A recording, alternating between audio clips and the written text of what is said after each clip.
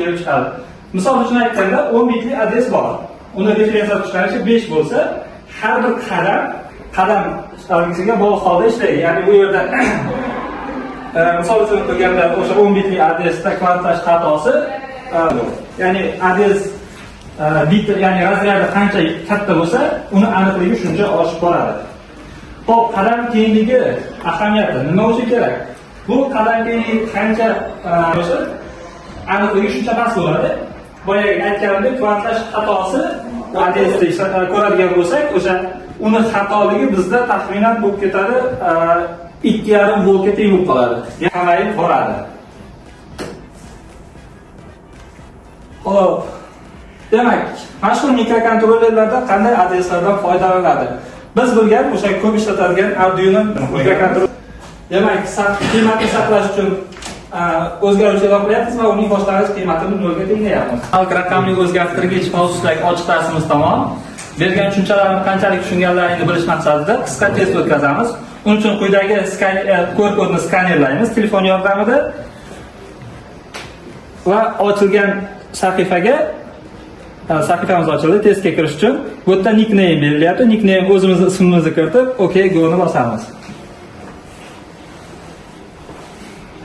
Hozir bizda foydalanuvchilar soni 13 ta bo'ldi. 13 ta talabamiz testga kirdi. Endi testni boshlaymiz. Xo'p, testni boshlash uchun men startni bosaman. E'tibor bilan qaranglar, doskada savol va javob belgilanadi va ulardan sizlar kerakli figurani tanlash orqali to'g'ri javobni belgilashlaring kerak bo'ladi. Testimiz boshlandi. Demak, mikroprosessor texnikasi laboratoriya mavzu aro.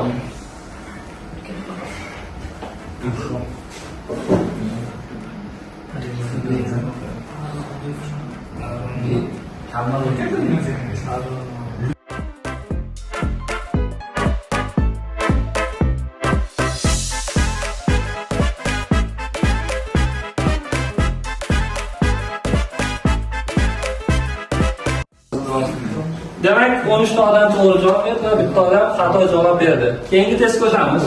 Zafardan to'g'ri. Xo'p, birinchi testdagi natijalar. Birinchi odam birinchi bo'lib belgilagani uchun yuqoriroq ball berilyapti bu yerda. Ikkinchi test. Rasmda qaysi qurilma keltirilgan?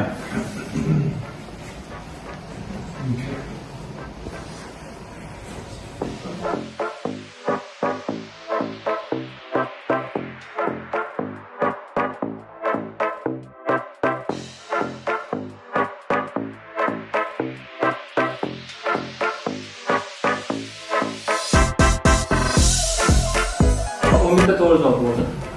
Birinchi testda. Xo'p, demak, natijalar. 3-o'rinni olgan talabamiz Alimardon ekan. 2-o'rin Sherzod, 1-o'rin Bekzod. Tantanali ravishda e'lon qilyapti Bekzod ekan. Demak, biz natijalarimizni bilib oldik. Endi uni amalda sinab ko'ramiz. Ya'ni hozir kompyuterxonaga o'tib, dasturlash orqali loyihamizni ishlatib ko'ramiz. Demak, o'tilgan mavzu bo'yicha hozir sizlarga tarqatma material tarqataman. Shu asosida sizlar loyihani yaratishlaringiz kerak bo'ladi. Ya'ni Arduino dasturida dastur kodi yoziladi va Proteus dasturida uni sxemasi yozilib, simulyatsiyasi tekshirib ko'riladi.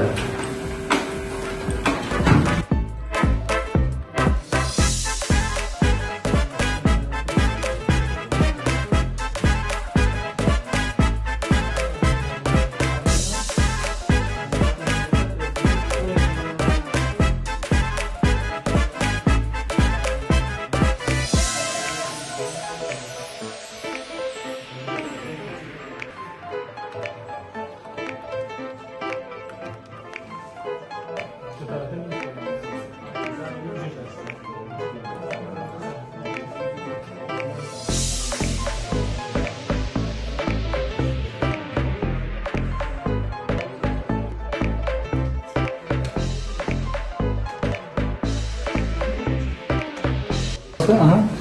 Qanday yuqorik?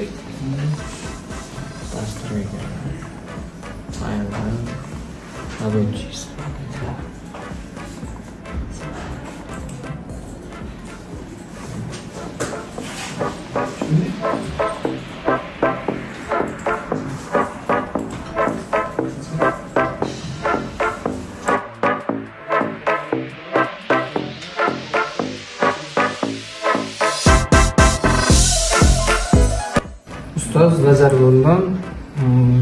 Tarqatma material asosida Arduino dasturida dastur kodini yozib oldim. Keyin Proteus dasturida sxema ko'rinishida yig'ib oldim. Sxemani anodga kirayotgan analog signalni raqamli signal ko'rinishiga o'tkazdik. Hop, qani qurilmani ishlatib ko'rchi. Qurilmani ishlatib ko'ramiz. Mana voltmetr 2 volt ko'rsatyapti. Bu yerda 10 lik sanoq sistemasida biza tushunadigan tilda 410 ko'rsatyapti. 2 lik sanoq sistemasida shu raqamlar ko'rsatiladi. Talabalarimiz tomonidan ko'rsatma material bo'yicha ishlarini yakunlabdi. Dastur Arduino IDE dasturida yozilgan va Proteusda simulyatsiyasini tekshirib ko'ramiz hozir. Xo'p, analog signalga kirayotgan kuchlanish bizda 2 volt. Demak, uni biz raqamliga o'tkazamiz va biz tushunishimiz uchun 10 lik sanoq sistemasida qiymatini chiqaryapti. 410 ga teng ekan. Mikroprotsessor va mikrokontrollerlar tushunish uchun bu 2 lik qiymatini ham ko'rsatib turibdi. Ya'ni bu to'g'ridan to'g'ri mikroprotsessor va mikrokontrollerlar mana shu 2 lik sanoq sistemasida ishlagani uchun bu LCD buni ham balonsini ko'rsatyapti. Demak, hammaga tushunarli bo'lgan bo'lsa, bugungi darsimiz tamom.